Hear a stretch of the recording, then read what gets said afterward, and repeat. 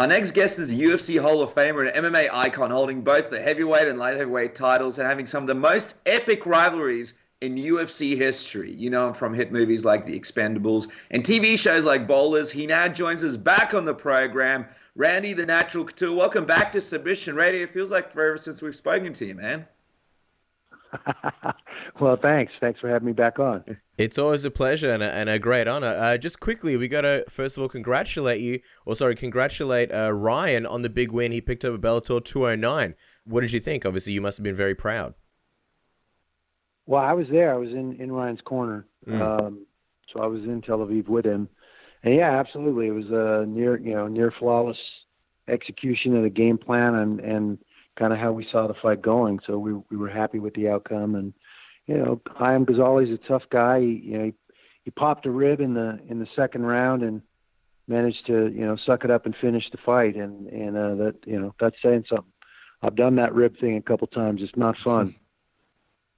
Yeah, I'll tell you what, it was a fantastic victory for him. I'm very excited to see what happens for him next. Now, let's talk about a fight that's happening this weekend, because two men that you know very, very well, Tito Ortiz and Chuck Liddell, are about to have their third fight this coming weekend. You've beaten both men and fought Chuck Liddell 3 times yourself. What was your reaction when you saw that this fight was going to be put on by Golden Boy, no less?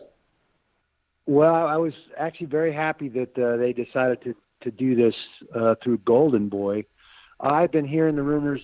Obviously I see Tito a few times a year at some of the charity events we do, and I see Chuck quite often. Actually, he does some of his strength and conditioning at Unbreakable Performance in LA at my mine and Glazer's gym there. So I'd heard the rumors that they were working on trying to put this fight together, and I'd actually trained with Chuck a few times a year ago when he was kind of testing himself out to see how he felt and if he thought he could get back into fight shape. And so I wasn't surprised when they finally got it all signed and done.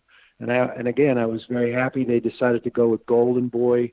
Golden Boy is obviously a boxing organization, and they're using the boxing model. 75% of the income from that fight and all the fighters that fight on that card are going to receive the money that comes in, and that's a little bit different model than any of the other UFC or MMA promotions are using. So I hope they both make a boatload of money and that it goes very well, and that Golden Boy decides to stay in the MMA business and create another outlet, a viable outlet for mixed martial artists to make a living.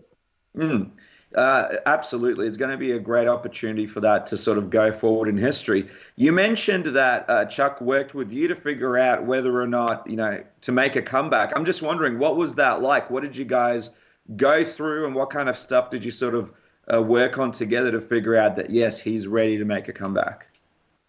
Well, I only got the chance to work out with him a couple times in the gym in LA at Unbreakable. So that was a very small piece of this process for him, and in deciding, how he was going to feel and if he could get back up into fight shape and all of that. I'm sure that was a lot longer endeavor for him personally. I only had him on the mat and saw him in the gym a couple times in that initial process.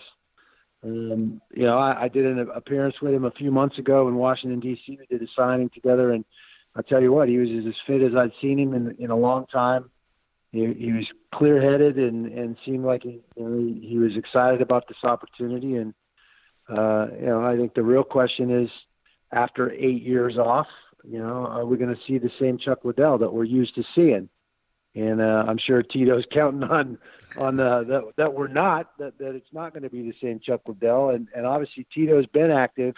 He fought twice last year in Bellator, and he's been in fight shape. And even though he had to take a little time off for some of the back and neck things he had going on, he got right back after it. And so, if you're a betting man, that's probably going to get you to swing or lean a little bit towards Tito being a little more prepared for this outing.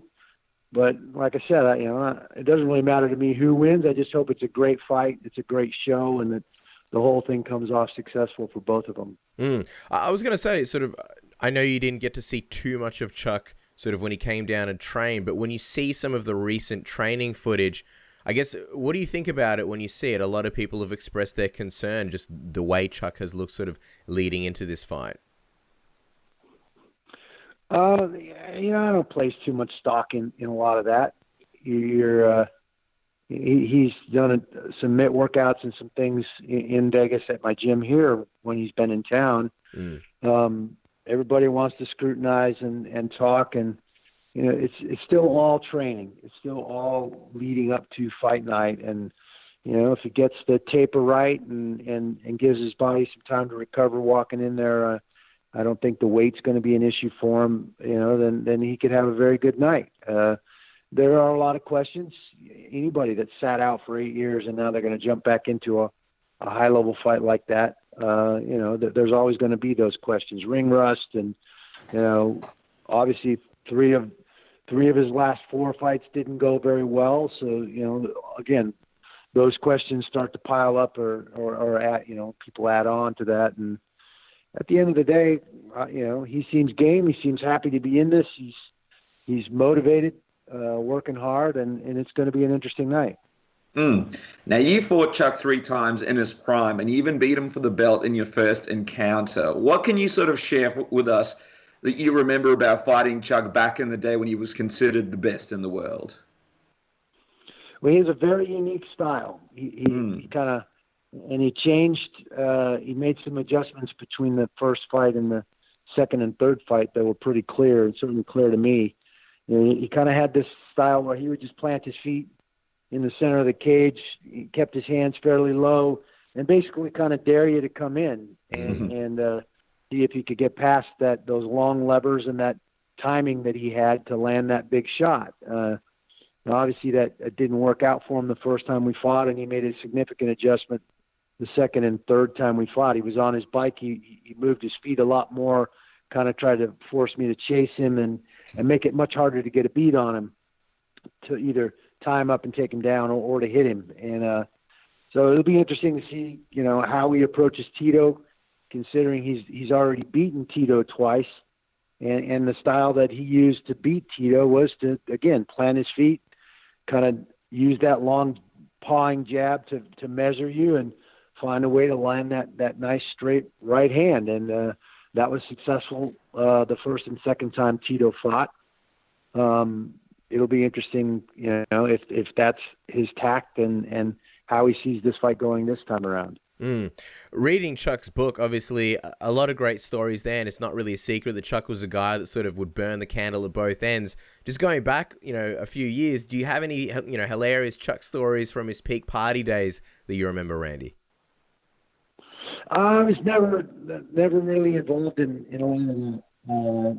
I think there were other guys that were closer to Chuck and maybe hung out with Chuck more that saw some of that stuff firsthand.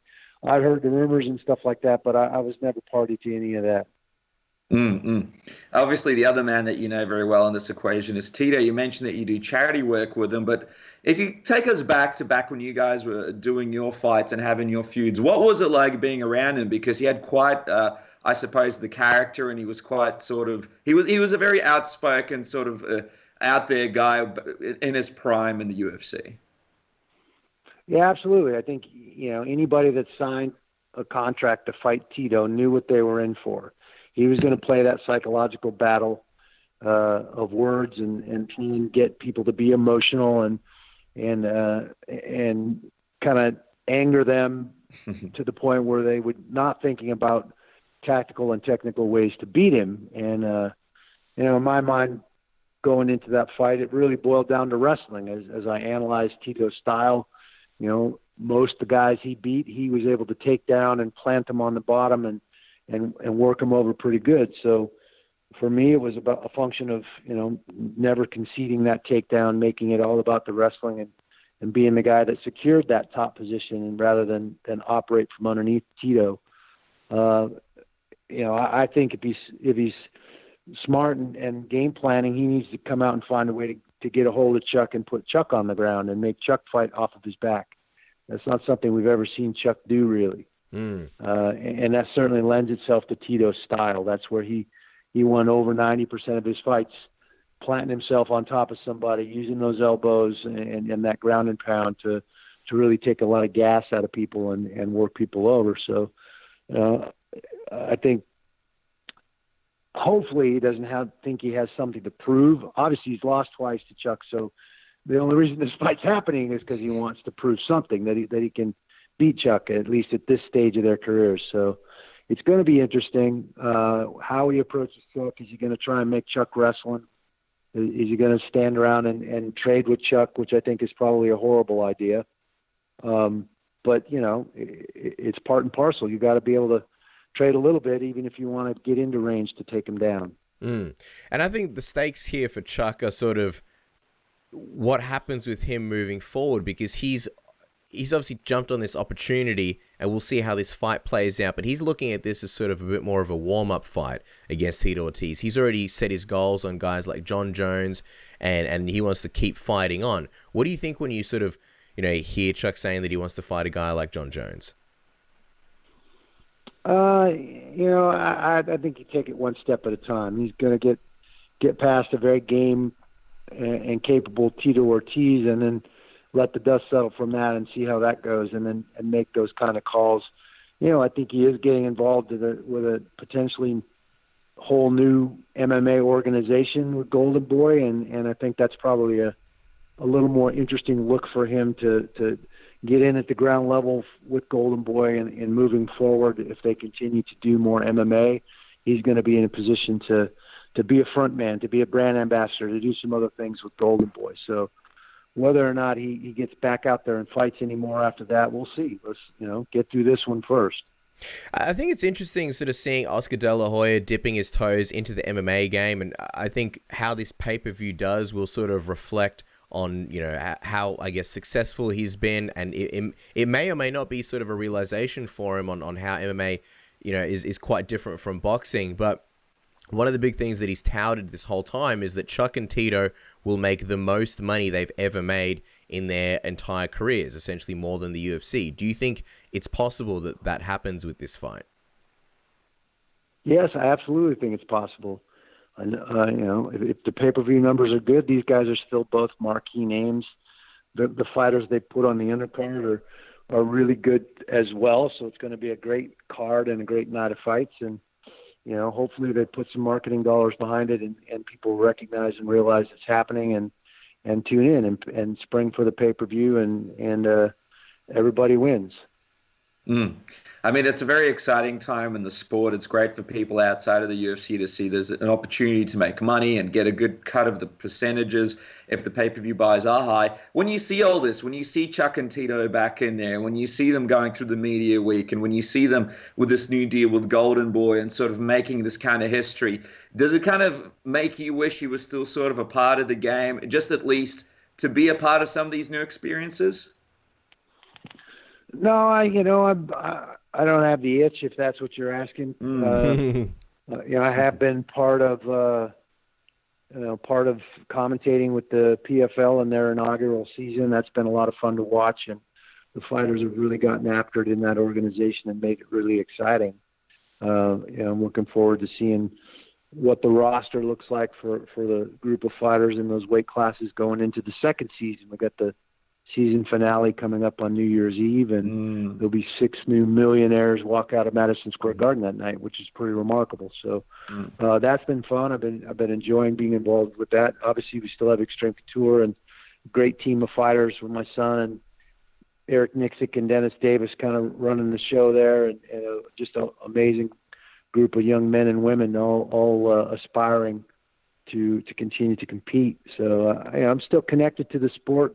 I have no illusions at 55 years old that I want to step back in there and grind out another camp and try and compete again. I'm enjoying acting and all the other stuff I've got going on. You're absolutely killing it with the acting as well. We loved seeing you in Bowlers. Just a couple of those sneaky appearances keeps us excited. 55, you've moved on from MMA, but if you had to sort of look back on when was the closest time that you thought you came to actually making a comeback? Can you take us to that time? Was there ever a moment where you got close to thinking, all right, I might do it? And against who and who for would it have happened if you would have gone through with it? No, I would never entertained it. Obviously, when Fedor threw his hat back in the ring and came out of retirement, my phone started ringing. Everybody wanted to know if I was going to want to get back in there and make that fight happen, because it never happened when we were both kind of at our peak. And, it just didn't make sense. It didn't make sense then, and it doesn't make sense now, for me, at least from where I'm sitting. So I went out on my own terms. I didn't have some promoter or some doctor telling me I shouldn't do it anymore at almost 48 years old. So I'm happy about that. I'm content with that decision. It took me a while to come to that decision, but I think it was the right one. And just quickly, Randy, it was obviously the anniversary of yours and Brock Lesnar's fight, which went down on November 15th, 2008. Just curious, looking back on it, what do you remember from that crazy fight build-up and facing Brock Lesnar? Well, it was hard to find training partners that were big enough and could move well enough to kind of simulate him and prepare in the training environment. And I had a bunch of big guys that really helped me and put it on the line and spent a lot of time with me in the gym as big bodies trying to help me get ready for him. But until you're actually facing the man yourself, you don't realize how well that guy moves for a guy that size. I felt like I was executing the game plan and doing everything I prepared to do, and things were going pretty well. And it's fighting. I got caught with a pretty good one. He's a lot longer than he looks, and that's just the way it goes sometimes. I mean, right now it looks like he'll be making a comeback to the UFC. What do you make of him? Sort of, a lot of fighters aren't happy that he's sort of jumping the queue, coming back and fighting DC for the title possibly at the start of next year. What do you make of him coming back and doing that? Well, they want to tout their USADA and all their strict rules for drug testing, but somehow this guy managed to get through and still managed to fail a test but still compete, which makes you question what's going on. Obviously, the rankings and all of that stuff, they manipulate that however they want anyway. Whatever makes business sense to them is all that really matters. They don't care about the fighters. They don't care about those rankings. Lots of guys have jumped queue. It's certainly not based on merit. So that's nothing new. I'm not surprised. He's a huge draw. I mean, at the end of the day, that's the business of it. It's about selling pay-per-views. Certainly, DC is the champ, and rightly so. And put him in there with a guy like DC, and that's going to draw huge pay-per-view numbers. So that's what it boils down to for them. Just sort of on a side note, I'm wondering what you think of USADA and sort of their efforts and the way that, I guess, things have worked out between them and the UFC, more specifically the fighters, because when USADA were first brought on, a lot of people applauded the efforts and said this is great, harsher or more stricter drug testing. But then you have a lot of guys who are sort of being flagged for certain things, and then the arbitration processes are taking very long, and a lot of fighters are starting to feel like there's some, I guess, imbalances and unfairness between what kind of opportunities some of the fighters get to defend themselves. And it seems like now more and more fighters are speaking out about, hey, there are things that we'd like to see changed about USADA. And I know that that's something that people talk about. If there was, say, a union or association, fighters would get a little bit more of a say over. Well, we certainly weren't sitting at the table when those decisions were made to even bring USADA in. And make no mistake about it, that's a business. That's a business relationship between USADA and the UFC. So those things, I see why the fighters feel that way. Disclosures and people that failed tests, and when that was made public, and all those things play into that whole equation. And I've been under the scrutiny of USADA when I was wrestling for the national team. You get a letter or you get somebody knocking at your door, and you're gonna provide a sample, or it's an admission of guilt right there on the spot. So I know how they operate, and I think unfortunately, since the 1960s, certainly at the Olympic levels, there's always going to be guys that try and cheat, to try and find a shortcut. And that's why organizations like USADA exist. So, it is what it is. It's kind of a necessary evil, if you will. But, I think most of the athletic commissions do a pretty dang good job of implementing their testing protocol and doing everything that they do. I don't really see any loopholes there. So USADA kind of takes all that to a whole new level. I know some of those guys show up at the gym to test some of the fighters that fight for the UFC that train out of the gym. I've seen them in there. So, I mean, it is what it is. They certainly take it to a whole new level, and, reporting, we go on vacation or anything. I mean, it just seems really, really controlling and invasive, but, sometimes it's what has to happen. And Randy, we really appreciate your time. We'll let you go in just a moment, but we have to get a quick update from you on what the latest news is on the Ahly Act. We haven't heard anything about it in a little bit. Can you shed some light on what's happening there and what's sort of coming up for people to look out for? Well, we were doing really, really well with the Energy Commerce Committee and Mark Wayne Mullins and Joe Kennedy. We're spearheading our sponsorship, and we had over 60 signatures in support of amending the act and getting ready to head to a vote. The lobbying group that the UFC has hired and spent significant money on working against us convinced the chairman of that committee that it should be moved to an education committee, which didn't really make any sense. Makes you question what kind of backroom politics and things were going on there, but they moved H.R. 44, which is the amendment to the Ahly Act, to a different committee. So we basically had to start all over again. Now with the midterm elections, new committee chairs being assigned by the Democrats who control Congress right now, that potentially puts us back in the Energy Commerce Committee, so we can pick up where we kind of got stalled, and there'll be a new chair there. Basically, just kind of have to get back to door knocking and take the signatures and the 60 some supporters that we have, and try and get this pushed to a vote in the Energy and Commerce Committee, which is where it should be. That's where the original Ahly Act was passed, and so I'm not sure how or who or why they convinced somebody that it needs to be moved, but that's what they did. Well, I guess the battle continues. And just quickly, lastly, as we let you go, Randy, what's the latest on Expendables 4? We read that you were supposed to start shooting in August. What is the latest, and do you know when you guys will have the full cast yet? Still waiting on the script, and I know that Sly is writing the script, so I'm excited to see what he comes up with. I know that between Escape Plan 2 and 3, Creed 2, and then Rambo, they've just kind of pushed Expendables 4 out a little further, I think, because Sly's been so busy. I've heard nothing new or official on a cast or any new cast members for Expendables 4, but I'm sure excited to read the script when we finally get it, and it sounds like sometime next year in 2019 we'll get to start filming Expendables 4. Well, there you go, guys. We're excited to check that out.